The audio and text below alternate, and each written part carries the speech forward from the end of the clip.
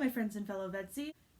It's not really a surprise with this group that adaptation is getting talked about, but I'm really delighted that Jeffrey chose today to talk about it, especially including adapting things into musicals, because we sure are seeing a lot of that these days, aren't we? Now, most of these properties were never intended to be musicals in any capacity, but some of them were, because the source material is actually a movie musical. And when you adapt a movie musical into a Broadway musical, you're blessed with all of these songs that already exist. But that also brings an additional challenge. See, your average movie musical is usually about 90 minutes to 2 hours long, and I mean, just the soundtrack of the Broadway version of Beauty and the Beast is almost as long as the original movie of Beauty and the Beast.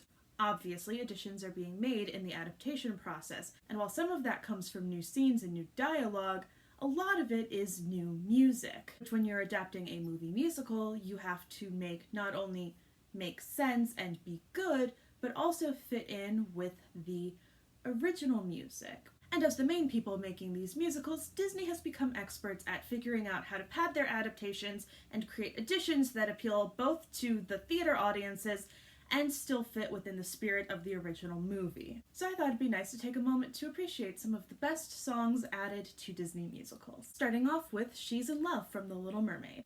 One of the best decisions in the Little Mermaid adaptation, which is actually saying something, there's quite a few good ones, was to include more of Ariel's sisters. They're basically non-existent in the film, but they get a lot of personality in the stage version and give actresses something to do. And this song is a great example of that. It takes just a couple lines of dialogue from the film and extends it into this massive fun number for the sisters and Flounder as they discuss how strangely Ariel's behaving.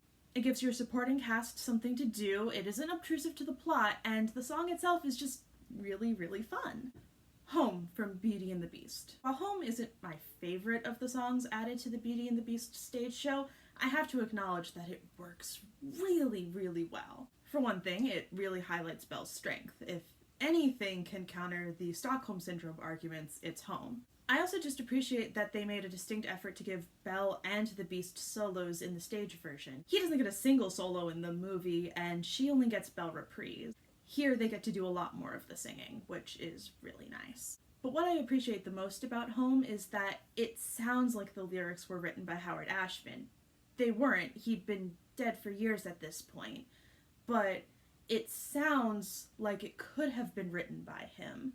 Particularly the section about home being where the heart is sounds very much like something he would have written. And that's very tricky to do. His lyrics are really distinct when you actually take a look at them, and so they were able to pay homage and match the style very well with this song. He Lives in You from The Lion King. When I finally got to see The Lion King, I was fully prepared for it not to be able to live up to the hype. I mean, how could it?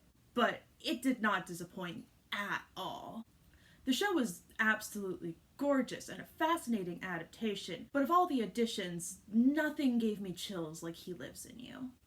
The scene is already so powerful in the film, but this adaptation brings all of that and more. I know I've been using this word a lot this month, but it was a transcendental moment seeing that in the theater, and that means it had to be on the list. If Only Quartet from The Little Mermaid. Okay, so confession time. I'm pretty meh about the film version of The Little Mermaid, but the stage version I absolutely love. And the If Only Quartet really highlights so much of what I love about it. Eric's arc is stronger and more fully developed. We can say the same thing about King Triton. Sebastian steps into a more fatherly role that kind of parallels what Grimsby's role in the story is, because Grimsby has a role in the story now. We've got pining. And we're highlighting all of this in just one song with some of the most beautiful harmonies. It's wonderful. If you haven't listened to it, go do that. Made of Stone from The Hunchback of Notre Dame. The Hunchback of Notre Dame's stage adaptation is unusual in a lot of ways. In trying to be more loyal to the book and less so to the Disney film, we get a lot of interesting creative choices.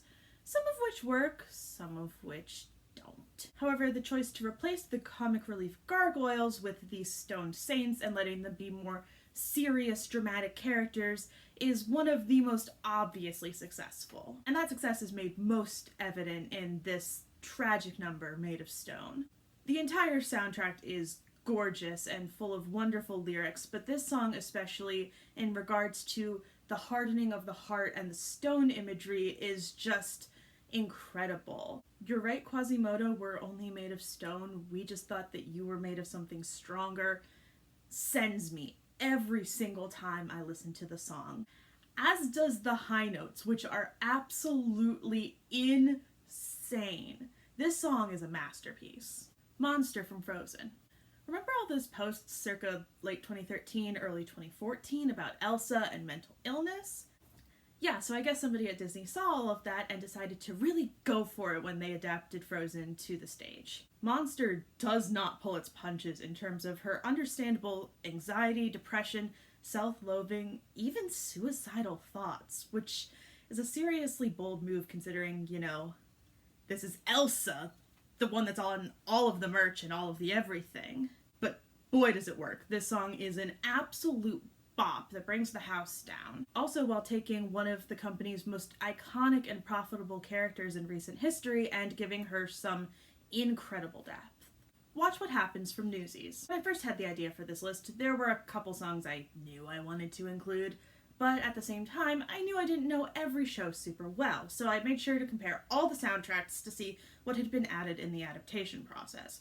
And as someone who's never seen the film version of Newsies, I was shocked when I found out Watch What Happens isn't in the movie. The song is the heart and soul of Catherine's character, a fun reprise from the high stakes of the strike, a comedic take on the writing process, and a patter song, all at once. And even if I wasn't infamously a sucker for a good patter song, which I am, the way Watch What Happens integrates the themes and the characters of this show into such a fun song makes it impossible to imagine Newsies without it.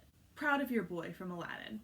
Look, it's no secret that Howard Ashman's works are some of my favorites in the Disney canon. He had a gift for writing lyrics that were simultaneously simple and profound that few people have. And few of his songs highlight that quite as well as Proud of Your Boy, which was part of his original concept for Aladdin that ultimately got scrapped. However, the song is a sucker punch of love and sincerity that makes it especially beautiful. Add in a soaring melody from Alan Menken, and it's no wonder that so many of us weep at this beautiful song regardless of context. If I Can't Love Her from Beauty and the Beast. Listen, there was no way this song wasn't going to be on this list. It's one of the most gorgeous songs I've ever heard, and it fits the Beast perfectly. After all, what kind of monster couldn't make this situation work? I also just adore the way that they incorporate the instrumental from the prologue into the melody of this song. It builds upon what they already had to make something that fits perfectly into the score, while also giving our leading man an extremely memorable solo. And last, but definitely not least, Someday from Hunchback of Notre Dame. Listen, y'all, this is just... words just can't do Someday justice.